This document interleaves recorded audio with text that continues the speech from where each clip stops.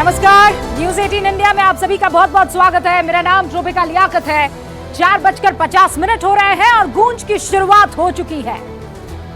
आज पूरे देश में ए राजा का बयान गूंज रहा है। देश में विभाजन वाली राजनीति का बयान गूंज रहा है और यह बयान आया है दक्षिण भारत की एक मजबूत पार्टी डीएमके के एक मजबूत नेता ए राजा की तरफ से।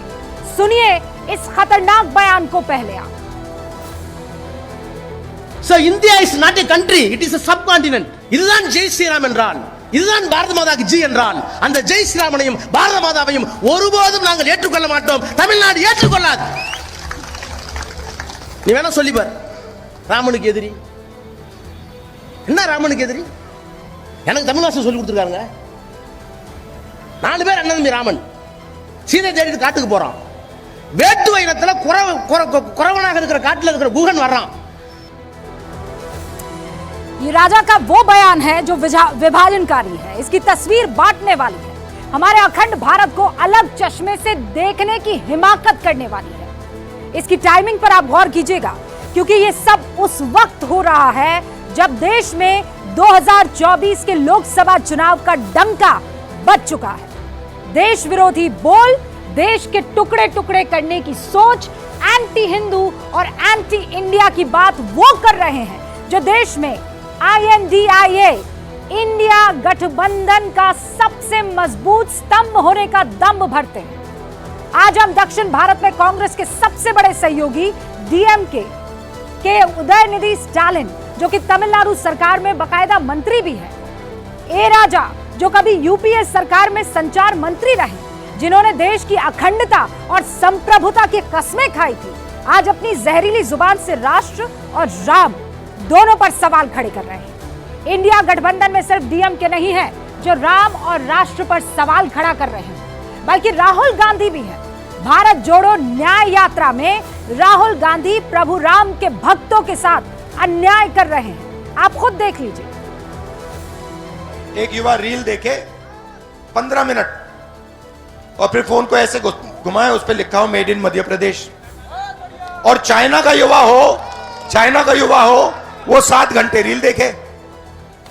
ये मैं चाहता हूं, मोदी जी चाहते कि आप दिन भर मोबाइल पे रहो, जय श्री राम बोलो और भूखे मर जाओ।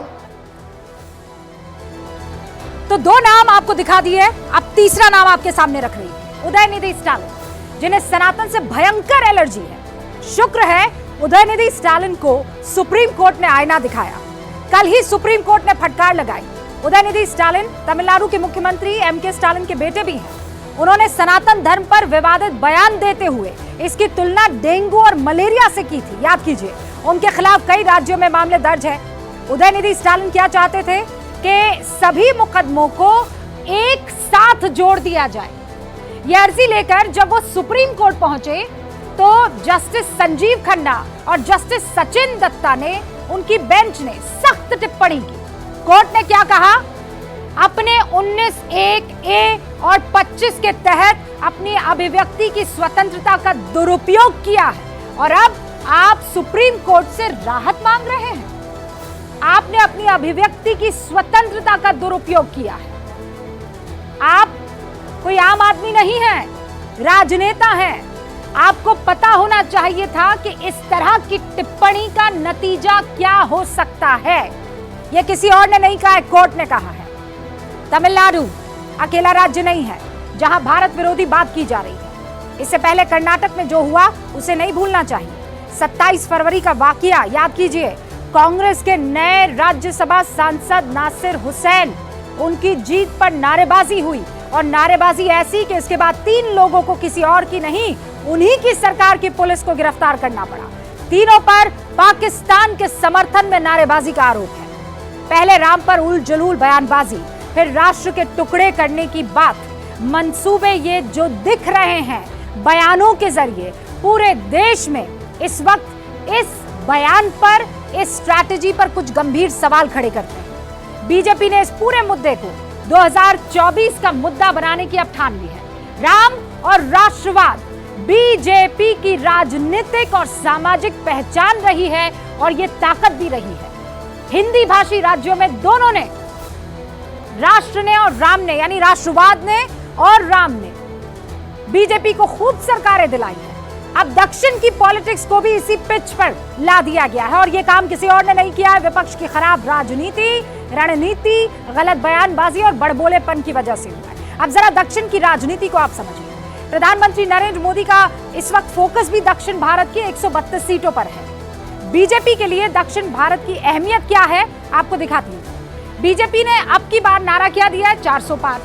400 पार के लिए दक्षिण भारत में सीटें जीतना बहुत जरूरी है, वरना यह टारगेट पूरा हो ही नहीं सकता। दक्षिण भारत की 132 सीटों पर बीजेपी ने जोर लगाया। 2019 लोकसभा चुनाव में बीजेपी को यहां कितनी सीटें मिली, 29 सीटें मिली। मिशन दक्षिण भारत की कमान संभालने का जो जिम्मा है वो किसी और ने नहीं, प्रधानमंत्री नरेंद्र मोदी ने खुद उठाया है। इस साल यानी पिछले 2 महीने की अगर मैं बात करूं तो पीएम 5 बार दक्षिण भारत का दौरा कर चुके हैं। 2 और 3 जनवरी को प्रधानमंत्री मोदी तमिलनाडु में थे। ये देखिए 2 और 3 जनवरी को तमिलनाडु में, लक्षद्वीप में और केरल के दौरे पर।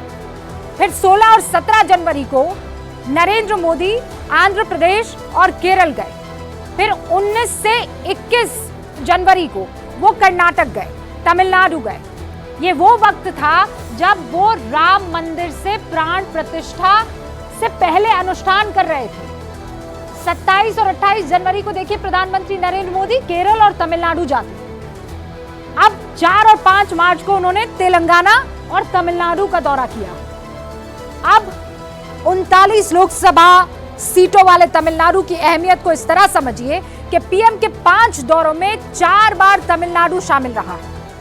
दक्षिण भारत में बीजेपी के लिए फिक्र की बात यह है कि केरल, तमिलनाडु और आंध्र प्रदेश, इन तीनों राज्यों में ना तो बीजेपी के पास एक भी सीट है, ना ही उसका वोट प्रतिशत कुछ खास है, सिवाय कर्नाटक और कुछ हद तक तेलंगाना की। बीजेपी हर जगह कमजोर है।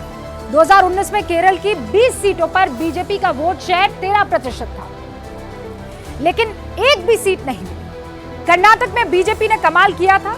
2019 में बीजेपी ने कर्नाटक की 28 लोकसभा सीटों में से 25 जीती थी।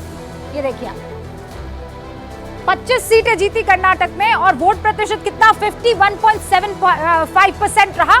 कर्नाटक की मैं बात करूं। तमिलनाडु आ जाइए, तमिलनाडु की 39 सीटें, बीजेपी को वोट प्रतिशत कितना मिला, 3.62, लेकिन सीट एक भी नहीं आई है। आंध्र प्रदेश की बात कीजिए, 25 सीटों वाले आंध्र प्रदेश में बीजेपी को वोट परसेंट कितना मिला, 0.98%, 1% मान लीजिए, 0.98%, लेकिन बीजेपी को सीट एक भी नहीं मिली। अब तेलंगाना आइए, तेलंगाना की 17 लोकसभा सीटें, 17 लोकसभा सीटों में 4 जो है सीटें जीती और वोट प्रतिशत कितना था, 20%। दक्षिण भारत की 132 सीटों के ओपिनियन पोल जो अभी अभी हुए हैं वो क्या कह रहे हैं आप जानना चाहेंगे? सर्वे एजेंसी है सीएनएक्स और मैट्रिक्स। उन्होंने अपने ओपिनियन पोल पर जो आंकड़े डाले हैं वो ये कहते हैं कि तमिलनाडु में बीजेपी को 5 सीटें मिल सकती है और इंडी गठबंधन को 25 सीटें मिल सकती है। 5 सीटें बीजेपी को, इंडी गठबंधन को 25 और अदर्स के खाते में 9।